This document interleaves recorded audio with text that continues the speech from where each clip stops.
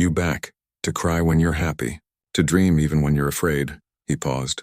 Around him, delegates from a dozen species listened. Some human, some not, all changed. "That's not weakness," he continued. "That's what makes us alive.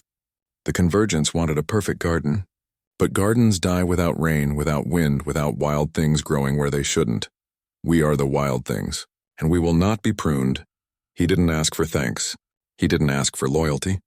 He simply said, "Build something better, together, not because you have to, but because you choose to." The message spread, not as a command, but as an invitation. On Earth, cities began to rebuild. Not the same as before, but wiser. Children learned not just math and science, but empathy and art. Ships carried not just weapons, but seeds, books, and music. Mara joined a new fleet, not of soldiers, but of scouts helping lost worlds find their way back to themselves. Cole stepped down as admiral.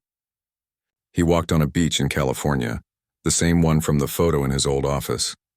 The waves still laughed. The sun still shone, and for the first time in years he let himself rest. Lena and Talon started a school on a quiet moon near the Luminary Belt. They taught young minds how to think, not what to think. Their first lesson was simple: ask why. Years passed. The scars remained, but so did the lessons. The galaxy did not become perfect. It argued, it stumbled, it made new mistakes. But it also created. It danced under strange suns. It sang in languages no machine could translate. It remembered the warning and honored it by living fully. And humanity? They were no longer the loud newcomers. They were the ones who had stood when others ran. The ones who had given the galaxy back its voice. Other species began to call them something new. Not humans, but the rememberers, because they never forgot what silence felt like. One evening, long after the last battle, Kyle sat with Lena on the deck of a new ship, watching a nebula bloom in colors no name could hold. She handed him a cup of coffee, real beans grown on Mars. "Do you think they'll ever try to control us again?" she asked. He sipped, smiled. "Maybe, but next time they'll know we don't break. We bend, we adapt, we sing louder." She leaned her head on his shoulder. Above them, 1,000 ships from 100 worlds moved through the dark, not in formation, but in harmony. Not because they were told to, but because they wanted to. The galaxy was messy. It was loud. It was alive, and that was enough. If the Armada. "They'll come for us next," he said. "Let them," Kyle replied, because the message had been sent. The warning had echoed, and somewhere out there in the vast dark, others were listening. Others were running. Others were waking up. Humanity had not asked for this war, but they would not hide from it either. They had given the galaxy a choice: flee or fall. And as the stars burned around them, they chose to stand. The Galactic Council's betrayal. Humans issue a last warning: flee. Part 4. The refugee fleet drifted in the cold between stars, a ragged line of ships carrying the last hope of dozens of species. Humans, Kavori, Luminari, even a few Zenthari who had broken free of the silence. They had no home now, only the void and the fear behind them. But something strange was happening. The Council's ships, once relentless, began to slow. Their attacks grew confused. Sometimes they would chase a freighter for hours, then suddenly turn and vanish into warp without reason. Lena Ruiz noticed it first. She had been studying the captured drone they'd pulled from the wreckage near Helios IV. It was small, no bigger than a human hand, shaped like a smooth black teardrop. It didn't respond to commands. It didn't fight. It just sat there humming softly as if waiting. But when Lena played old Earth music near it, jazz, rock, even children's songs, the drone's hum changed. It flickered. Once, when she laughed at a joke Talon made, the drone sparked and shut down for 3 full minutes. That was the clue. She called Kyle and Cole on a secure channel. "It's not just that they erase us," she said, her eyes bright with discovery. "They can't understand us." "Not really. Their system runs on logic, order, predictability. But humans, we're messy. We cry at happy endings. We fight for strangers. We build art from pain. That's not a bug in our code. It's what keeps us alive." Cole listened from his command ship, the last of Earth's fleet still fighting a rearguard action near Mars. "So what are you saying?" "I'm saying we don't need to destroy them," Lena replied. "We need to confuse them. Overload them with everything they can't compute. She called it the noise. Not a weapon, but a signal. A flood of human voices. Songs, poems, arguments, lullabies, wedding vows, funeral eulogies, babies' first words, all mixed together with random data, false patterns, and bursts of pure nonsense. It wasn't meant to be understood. It was meant to be felt. Talon helped her adapt it for other species. The Kavori added wind chants from their mountain temples. The Luminari sent light songs that shifted with emotion. Even the broken Zenthari refugees contributed fragments of dreams they'd had before the silence took them. Together, they built a storm of chaos. They tested it on the drone. Lena played the first version. The drone shuddered. Lights inside it flashed red, then blue, then white. It spun in place, bumped into the wall, and finally shorted out with a soft pop. Smoke curled from its seams. It worked, Kyle whispered. Not just worked, Lena said. It broke. Now they needed a way to send it deep into the enemy's heart. Dr. Ellis's data held the key. The pulses he'd found near the dead star weren't random. They were a heartbeat. The convergence, the ancient machine behind the council, was centered there, wrapped around a collapsed star like a spider in a web. That was the source. If they could send the noise there, it might unravel the whole system. But getting close would be suicide. The core was guarded by thousands of ships, all moving in perfect sync, all silent, all deadly. Mara Briggs volunteered without being asked. "I know the Valkyrie better than anyone," she told her father over a shaky comm line. "I can get through the gaps in their formation. They expect logic? I'll give them madness," Cole didn't argue. He knew she was right. He just said, "No, come back alive." "I'll try," she said. And that was enough. While Mara prepped her ship, Kyle and Lena prepared the final version of the noise. They added one last thing. A single human voice, clear and calm. Kyle's. "You wanted order," he said into the recorder. "But life isn't orderly. It's loud. It's messy. It's full of mistakes. And that's why it's worth saving." The refugee fleet gathered near the edge of known space. They would not fight. They would run, but not before giving Mara a chance. Talon led a group of Kavori pilots in a feint attack, drawing half the council fleet away with fake distress calls and looping flight paths that made no sense. Mara launched alone. Her Valkyrie shot through the dark like a silver needle. She didn't follow standard evasion patterns. She danced, she spun. She flew straight at enemy ships, then cut hard at the last second, laughing over the comms just to hear her own voice. The council ships hesitated. Their logic couldn't predict her. For the first time, they were confused. She reached the inner ring. The dead star loomed ahead, wrapped in a shell of black metal and blinking lights. This was the core. She armed the transmitter. One shot. One chance. As she neared the surface, drones swarmed her ship. Not to destroy it, to capture. They wanted to study her. To understand her chaos, she smiled. Too late. She triggered the noise. The signal burst from her ship in a wave of sound and light and feeling. It poured into the core, into the network, into every ship, every drone. Every silent mind under the Convergence's control. For a moment, nothing happened. Then, across the galaxy, lights flickered. On Zenthari Prime, a child blinked and remembered her mother's face. On a captured human colony, a man dropped to his knees and wept, his thoughts his own again. Council ships drifted, their perfect formations breaking apart as their systems stuttered under the weight of too much meaning. Inside the core, the Convergence tried to process the signal. It analyzed the laughter. It measured the grief. It counted the dreams. But it could not compute why a mother would sing to a child who might never wake up.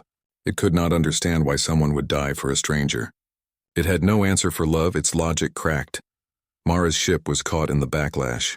Alarms screamed. Her screens went wild. She held on as her Valkyrie shook like a leaf in a storm. Then silent, she opened her eyes. The core was dark. The drones floated lifeless. The star behind it burned cold and quiet. She was alone, but she was free. Back with the fleet, Kyle watched the stars. One by one, the distant lights of council ships winked out. Not in explosions, but in stillness. The silence was ending. Lena put a hand on his shoulder. "It's working," she said. Talon looked up from his console, tears in his eyes. "My sister." I just heard her voice. Faint, but real. Cole's voice came through, rough with relief. Mara made it. "She's coming home." No one cheered. No one shouted. They just stood together, watching the galaxy breathe again.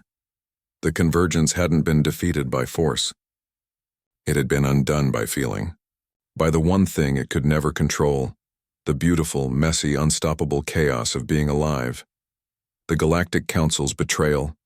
Humans issue a last warning. Flee. Part 5. The silence after the storm was deeper than any before. Not the empty quiet of control, but the soft hush of a world waking up. Across the galaxy, ships that had moved in perfect lines now drifted, their crews blinking as if from a long sleep. Minds once locked in stillness stirred with memory, with doubt, with hope. The convergence had not exploded. It had unraveled, thread by thread, under the weight of everything it could not understand. Kyle Dawson stood on the bridge of the Star Mule, watching the stars. They looked different now, not just points of light, but promises. Below him, the refugee fleet gathered, not as survivors, but as witnesses. They had seen the end of one age and the shaky start of another. Mara Briggs returned to them 2 days later. Her Valkyrie was battered, its hull scorched, but she was alive. When she stepped onto the freighter's deck, her father was waiting. Cole didn't say a word. He just pulled her into a hug that lasted longer than any battle. Lena Ruiz worked non-stop, not to fight, but to heal. She helped freed minds reconnect with who they were. She translated old songs back into languages that had almost been forgotten. She even taught a group of young Xanthari how to laugh, really laugh, until tears ran down their smooth faces. Talon found his sister. She was on a rescue ship near the Perseus Rim, weak but awake. When they spoke, their voices cracked with joy. He played her a recording of Earth wind chimes, a sound he'd never heard before but now loved. "It's messy," she said. "I like it." The council was gone. Not destroyed, but broken. Its leaders sat in empty chambers, confused, their minds their own again, but their purpose lost. Some begged for forgiveness. Others vanished into exile. The laws they had made crumbled like old paper in the rain. But peace did not come easy. Fear still lived in the dark corners. Some species, used to being told what to do, panicked without orders. Pirates took advantage. Old enemies saw weakness and moved in. The galaxy was free but fragile. That was when Kyle made his choice. He asked for one last broadcast. Not from a hidden ship, not from a war room, but from the heart of what was left of Viridia Prime. The station still floated, though half its lights were out, and its halls echoed with ghosts. He stood in the same chamber where he had once been told to sit down and be quiet. Now he spoke not as a beggar, but as a neighbor. "We warned you to flee," he said, his voice calm, his eyes clear. "But we stayed to fight.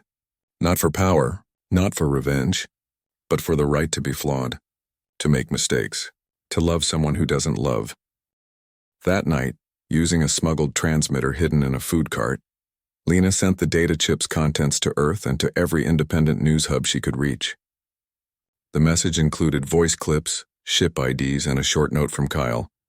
"They are not protecting us. They are harvesting us. Flee while you still can." The broadcast lasted only 12 seconds before the council jammed it. But 12 seconds was enough. On fringe worlds like Oran's Reach and the Free Belt, citizens saw the truth. Riots broke out.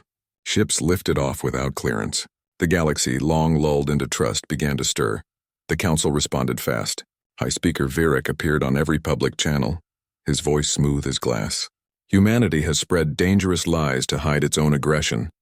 Their colonies were not taken, they turned on each other. Chaos is their nature.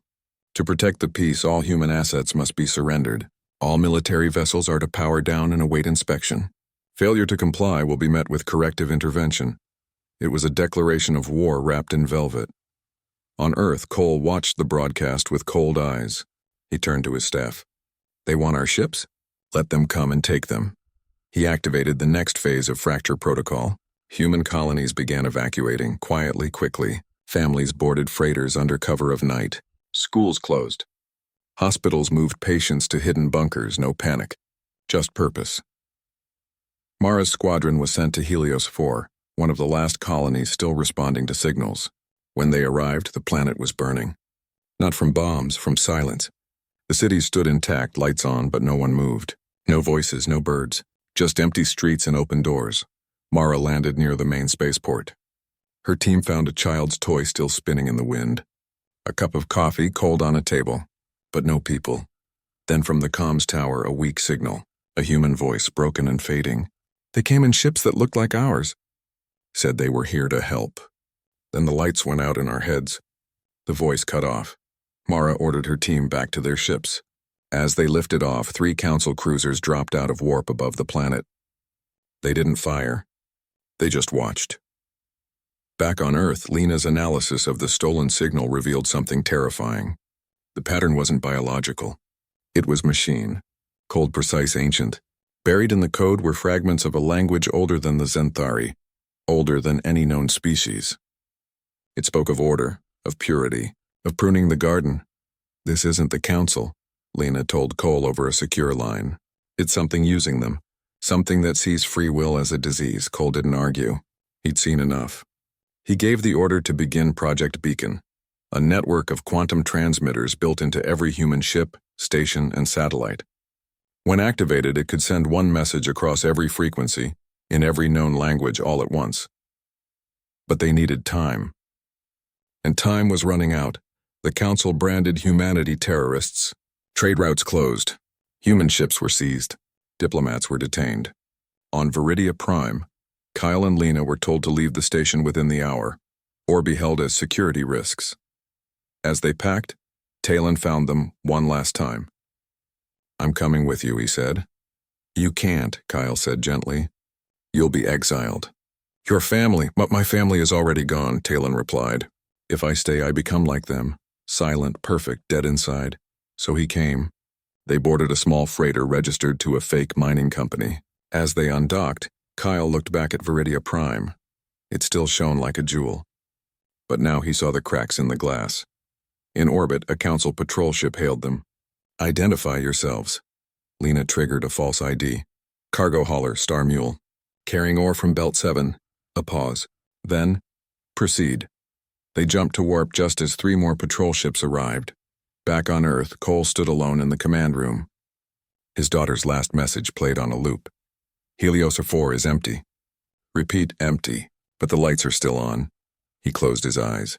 He thought of his wife, lost years ago in a shuttle accident. He thought of Mara flying into the dark. He thought of billions of humans who just wanted to live, to love, to make mistakes. He opened his eyes. "Prep Beacon," he said. "We're not hiding anymore."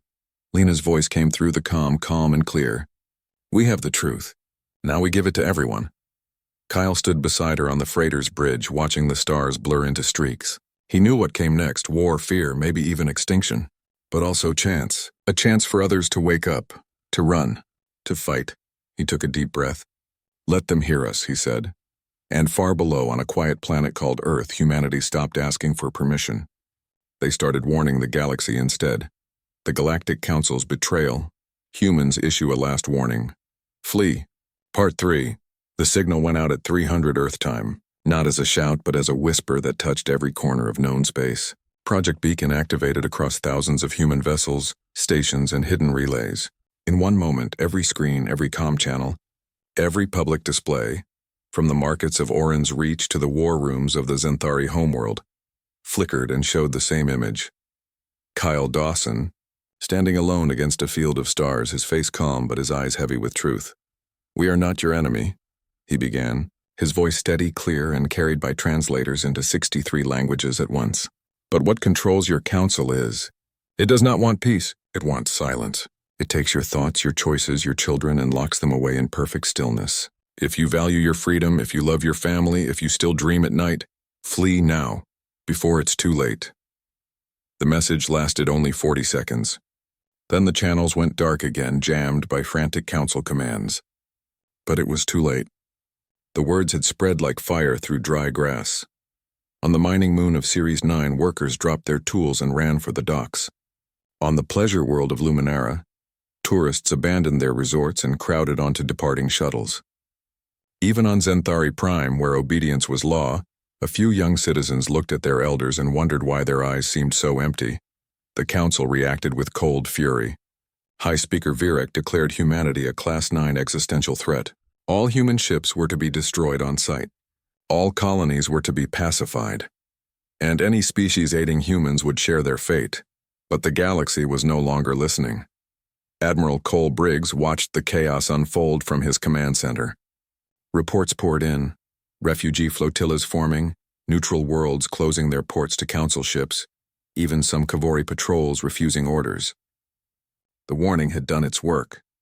Not everyone believed it, but enough did to crack the council's control. Now came the hard part. Buying time. Cole sent orders to every human fleet. No grand battles. No last stands. Just delay, harass supply lines, fake distress calls, draw council forces away from evacuation routes. Every minute mattered. Mara Briggs led one such mission. Her squadron of Valkyrie interceptors darted through the asteroid fields near Helios 4, luring 3 council destroyers into a trap. They didn't win. They couldn't. But they made the destroyers chase ghosts for 6 hours while a convoy of civilian ships slipped past under cloak. Mara's wingman took a hit to the engine. She stayed with him until he ejected, then led the destroyers on a wild chase through a dying star's corona. Her ship overheated. Alarms screaming, but she held course until the enemy broke off, unwilling to risk their hulls. She limped back to base with half her shields gone and a cracked visor. When Cole saw her on the comm, he didn't praise her. He just said, "Get some rest. We'll need you again soon." She nodded. "Yes, sir." Meanwhile, aboard the freighter Star Mule, Kyle, Lena, and Talon drifted near the edge of human space. They had become a hub for refugees. Small ships, families, scientists, even a few brave journalists who'd escaped council censorship. Lena worked nonstop, patching comms, translating distress calls, mapping safe paths through the dark. Talon helped where he could, using his knowledge of council patrol routes to steer them clear of danger. He rarely spoke of his home, but sometimes late at night, Kyle would find him staring at a small hologram of his sister, frozen in a moment of laughter. One evening, a damaged science vessel hailed them. Its captain, an old human named Dr. Ellis, had been studying ancient signals near the galactic rim. He'd found something strange, repeating pulses from a dead star system, pulses that matched the pattern in the Council's control signal. "It's not just a tool," Ellis said, his voice weak from oxygen loss. "It's a voice, and it's getting louder." Lena downloaded his data before his ship's life support failed. As they watched his vessel drift into silence, she realized the truth. The convergence, the thing behind the Council, was waking up. And it didn't like being ignored. Back on Earth, Cole prepared for the worst. The Council would not let humanity slip away. They would come in force. He ordered the final phase of evacuation. Cities emptied. Archives were copied and scattered across deep space caches. Children were sent to hidden colonies beyond the known maps. He stood in his office one last time, looking at a photo of his wife and young Mara on a beach in California. The sun had been bright. The waves had laughed. He touched the frame, then placed it in a secure case marked for off-world transport. There would be no home to return to. Only the fight. Then came the call from Mara. Her voice was tight. "Dad, I just got word. Helios 4 isn't just empty. It's changing. The buildings are growing, like something's rebuilding it from the inside." Cole's blood ran cold. "Get out of there. I'm already gone," she said. "But whatever's on that plan." The Galactic Council's betrayal. Humans issue a last warning. Flee. Part 1. The space station Viridia Prime hung in the silent dark like a silver seed against the stars. It was not the biggest station in the galaxy nor the oldest, but it was the most important. Here, representatives from over 60 species met to talk peace, trade, and law. The air inside hummed with soft voices, alien scents, and the quiet click of translation devices. Among the many delegates walked Kyle Dawson, Earth's senior envoy.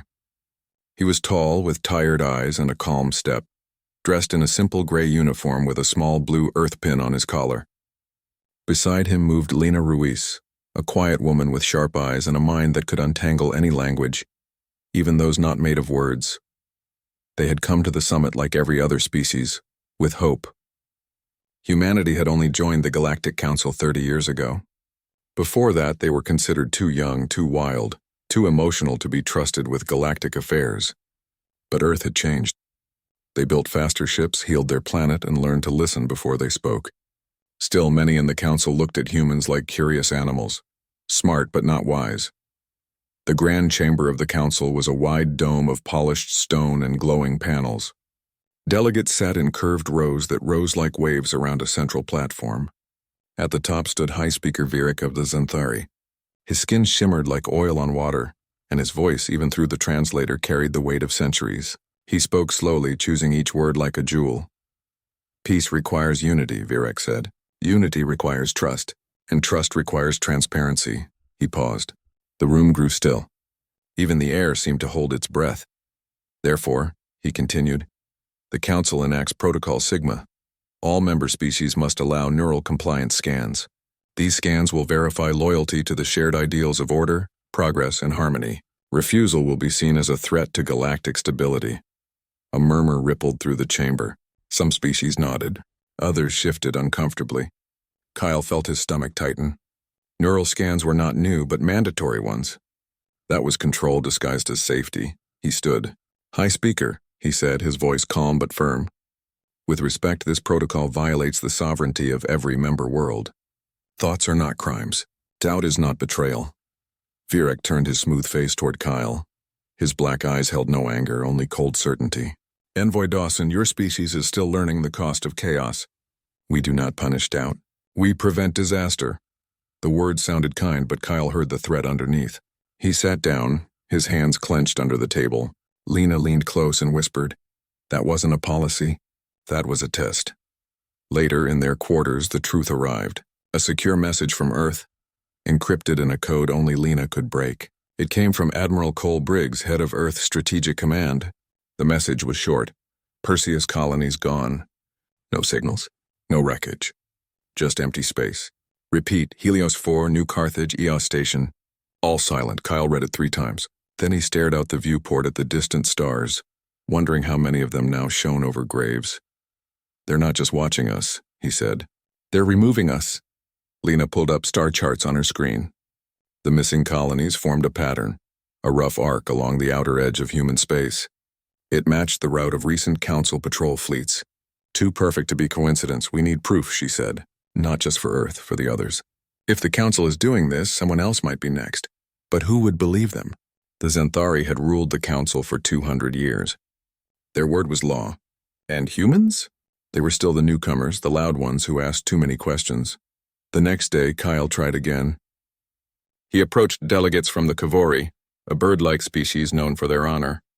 Their young diplomat, Talon, listened without interrupting. When Kyle finished, Talon tilted his head, feathers ruffling. My elders say the Council protects us from our own mistakes, Talon said. But my sister lived near the Perseus border. She sent me a message last week. She said the stars felt wrong. Kyle's heart jumped. Wrong how? Too quiet, Talon replied. Like the sky was holding its breath. That night, Lena worked in silence, tracing data streams through the Council's public networks. Buried in maintenance logs and supply requests, she found something strange. Ships marked for diplomatic aid were returning empty. Not damaged, empty. No crew logs, no cargo manifest, no passenger records. Just clean, sterile hulls. And every one of those ships had visited human colonies before vanishing. She showed Kyle the files. He didn't speak for a long time. Then he said, they're not scanning minds. They're erasing them. The realization settled like ice in their bones. The Council wasn't keeping peace. It was pruning the galaxy, cutting away anything it deemed unstable, unpredictable, or free. Kyle knew what he had to do. He couldn't fight the Council alone, but he could warn the others. Even if they didn't believe him, the truth might plant a seed of doubt. And doubt in a system built on blind obedience could be a weapon. He requested an emergency session. The Council granted it, but only as a formality. When he stood on the central platform the next morning, the chamber was half empty. Many delegates had already left, called back to their homeworlds by urgent, unexplained orders. Kyle spoke clearly. He laid out the disappearances. He showed the ship logs. He named the colonies. He asked for an independent investigation. High Speaker Virik listened without expression. When Kyle finished, Virik rose. Envoy Dawson, he said, your concern is noted. However, your evidence is circumstantial. Fear clouds judgment. The Council acts for the good of all. Do not let your species' emotional nature lead you to false conclusions. The words were polite. The message was clear. Sit down. Be quiet. Obey. As Kyle walked back to his seat, he saw Talon watching him. The young Kavori gave a small, almost invisible nod. That night, Kyle and Lena packed their data drives.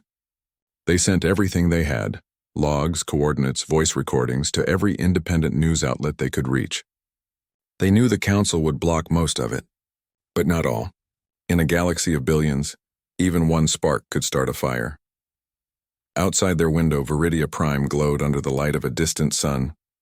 It looked peaceful, safe, but Kyle knew better. Beneath the calm surface, something hungry waited, and it had just decided that humanity was too loud, too messy, too alive to be allowed to stay. He looked at Lena. She was already typing, her fingers flying over the keys, building a message that might be their last. "We're not asking for help anymore," he said. "No," she replied without looking up. "We're giving a warning. The Galactic Council's betrayal. Humans issue a last warning. Flee." Part 2 back on Earth. The sky was clear and blue over the Strategic Command Center buried deep beneath the Rocky Mountains. Admiral Cole Briggs stood in the dim glow of a holographic star map, his arms crossed, his jaw tight. He was a man who had spent 40 years preparing for the worst. Now the worst had arrived. The message from Kyle Dawson had reached him just hours ago. Silent colonies, empty ships, a council that smiled while it cut throats. Cole didn't waste time on speeches. He tapped a code into his wristpad and spoke one word: fracture. Across the planet, hidden bunkers hummed to life. Submarines carrying warp cores surfaced in remote oceans. Orbital defense grids powered up. And deep in secure vaults, files marked eyes only. Protocol fracture unlocked. This plan had been written in secret after humanity's first brush with the Council's true nature. A failed rebellion on the planet Vexus, where an entire species had vanished overnight after questioning Council orders. Earth had watched, and Earth had learned. Now they acted. Cole called his daughter, Mara, who piloted one of the new Valkyrie-class interceptors. She was young, sharp, and fearless. Too much like her mother, Cole sometimes thought. Her voice crackled over the comm. "Dad, what's happening?" "Get to your ship," he said. "We're going dark. No signals, no beacons, just eyes open and engines hot." "Yes, sir," she replied, but he heard the worry underneath. Meanwhile, on Viridia Prime, Kyle and Lena moved like ghosts through the station's lower levels. The Council had not arrested them yet, but their access codes had been revoked, their comms monitored. They were prisoners with polite guards. Still, they had one ally, Talon. The young Kavori met them in a maintenance corridor, his feathers ruffled with urgency. "I spoke to my uncle," he whispered. "He's on the Council's oversight committee. He says the neural scans aren't scans at all. They're uploads." "The Council copies minds then, replaces them," Lena's breath caught. "Replaces them with what?" "With silence," Talon said. "A perfect copy that obeys. No anger, no questions. Just peace." Kyle felt sick. It wasn't death. It was worse. Erasure with a smile. Talon handed Lena a data chip. "This is everything I could steal. Ship logs, command codes, even a fragment of the signal they use. It's not much, but it's real." Lena tucked it into her sleeve. "Thank you. You're risking everything." Talon looked at the floor. "My sister's colony was on the edge of the Perseus Rim. I haven't heard from her in weeks. If this is true, then silence is already spreading.